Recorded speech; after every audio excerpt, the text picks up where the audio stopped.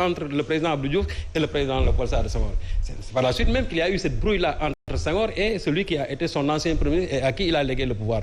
Mais il faut se souvenir aussi que en 1990, c'était quasiment, je crois, 1 an après que le président Abdou Diouf s'est défait complètement de Jean Collin. Je crois que Jean Collin a trouvé même la mort 1 an plus tard.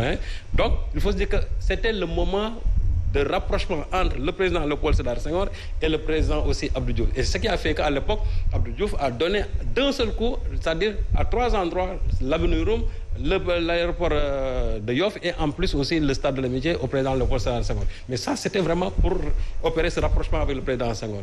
Macky Sall, ce qu'il a fait avec le président Mamadou Dia, je crois que tout le monde le sait. Macky Sall, c'est celui-là qui a tiré à boulet rouge sur le président, en tout cas sur le président Mamadou Dia, quand il était bien sûr Premier ministre d'Abdoulaye Wade.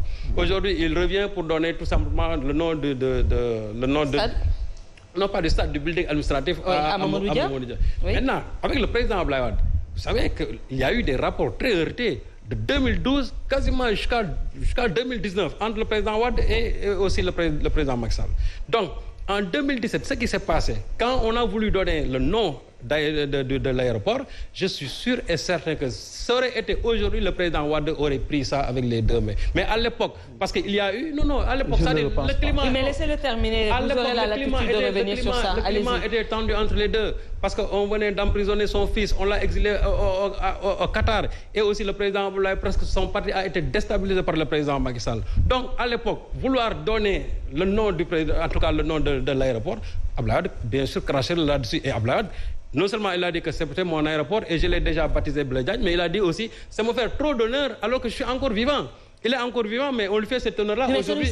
Qu'est-ce qui a changé alors entre-temps? Non, aujourd'hui, j'ai dit... Qu'est-ce qui a changé entre-temps? Que le même Abdoulaye Wade puisse... Non, oui. C'est vrai qu'il y a un assouplissement aujourd'hui. Il y a un assouplissement. Parce qu'il y a ce que M. Gay ne veut pas... Non, mais non, M. Gay ne sera pas d'accord. Il y a un assouplissement. Il y a eu le protocole de Conakry. Tout le monde sait que le protocole de Conakry a fait de sorte que le président Abdoulaye Wade n'a pas pu donner un mot d'ordre lors de la présidentielle de 2019. Et je sais que ce protocole de Conakry continue encore de faire des effets. Ce qui est sûr et certain, et ça c'est avéré, qu'il y a toujours des discussions entre le président Abdoulaye Wade et le président Macky Sall. Il y a une inflexion en tout cas sur cette situation-là. Maintenant, ce rapprochement-là dont je parlais tout à l'heure, le président Macky Sall, c'est un fin politicien. À la fin de ces locales-là, il a fait une lecture sur les résultats. Et déjà, les gens commencent à parler d'éventuelles coalitions.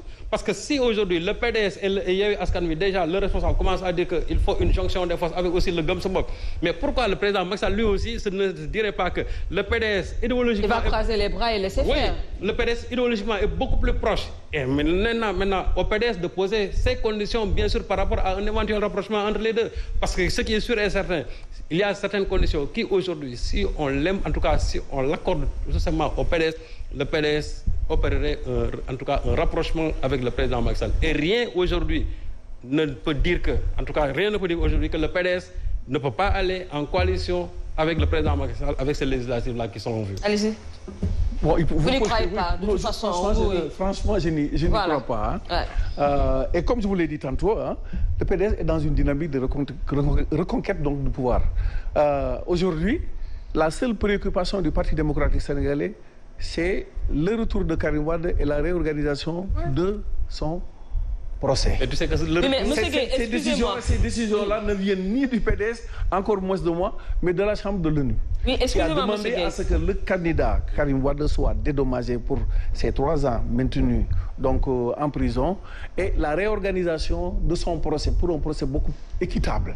C'est la seule chose donc, qui intéresse pour le moment. Maintenant, aller dans les supputations à savoir que le président Macky Sall fait ceci ou c'est cela, vous savez, concernant, comment il s'appelle, AIBD, que vous aimez soulever, Ken du Yurdom, du côté de sa bop.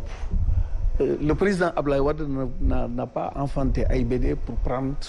Oui, mais c'est Macky Sall qui allait le faire. Oui, mais de toute façon, il n'a pas accepté. C'est un principe. Et je vous l'ai dit tantôt que le président Abdoulaye Wade, en créant AIBD, avait déjà choisi son nom, avait déjà désigné le nom donc, du parrain.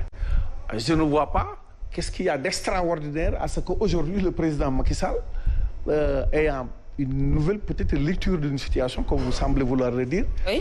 Le nom au président Abdoulaye Wade, nous, on considère que c'est dans le cadre normal du protocole entre gens, entre hommes politiques. La suite du protocole de Conakry. Oui, non.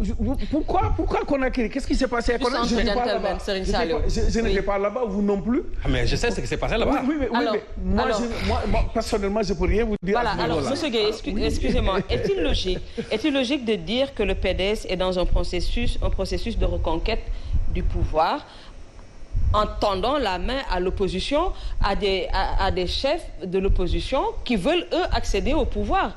N'est-il pas plus facile de se tourner vers Macky Sall qui est en fin de règne que de vouloir s'allier avec des gens qui veulent venir au pouvoir, qui n'ont pas encore exercé le pouvoir? Mais qui c'est qui Est-ce que c'est logique? Vous dites le PDS a tendu la main, je ne suis pas encore au courant que le PDS a tendu la main. Mais on a entendu au sortir des locales le PDS tendre la main à Yewwi Askan Wi pour une grande coalition en prévision des législatives. Non, ça c'est une théorie qui a été avancée pour dire que pour battre le régime en place, le Benno, très exactement, il faut une unification de toute l'opposition. Mais c'est une idée généreuse.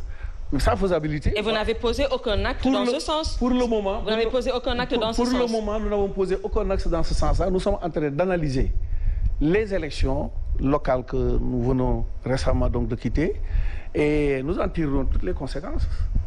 Toute l'analyse sera faite et il faudra peut-être après voir quelle orientation le Parti démocratique sénégalais devra prendre pour aller aux élections. Mais l'orientation qui est dessinée, c'est une grande coalition de l'opposition contre Macky Sall.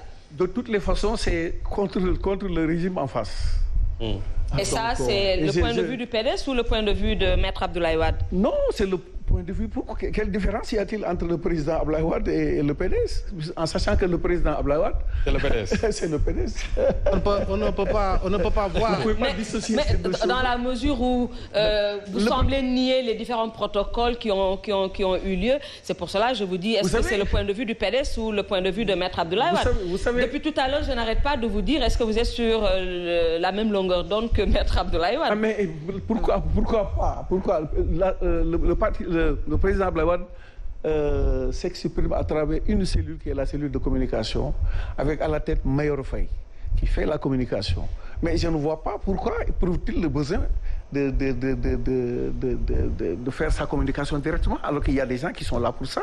Alors, Abdoulaye, mais qu'en est-il des autres formations libérales également qui sont de l'autre côté? Je veux parler de Pape Diop ou de Maître Aliou Sow ou de Dr Aliou Sow plutôt, ou d'autres formations politiques qui sont également des formations libérales.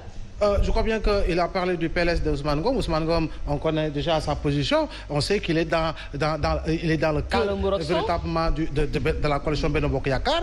Le président Pape Diop, à travers la convergence démocratique Bokk Gis Gis, a toujours clamé et réclamé et qu'il est véritablement ancré dans l'opposition. Et les actes qu'il a eu à poser durant toutes les élections qui se sont passées depuis lors au Sénégal continuent de prouver qu'il est dans l'opposition. Monsieur Aliou Sow, il a été... Oui, les choses peuvent changer, Serigne Sall. Comme vous pouvez également d'aimer changer. Et parce qu'en réalité, c'est ça le cours normal de la vie. On ne peut pas voir... On ne peut pas voir la guillotine et véritablement passer la nuit véritablement en dessous de l'épée. Je crois bien que ce serait se suicider.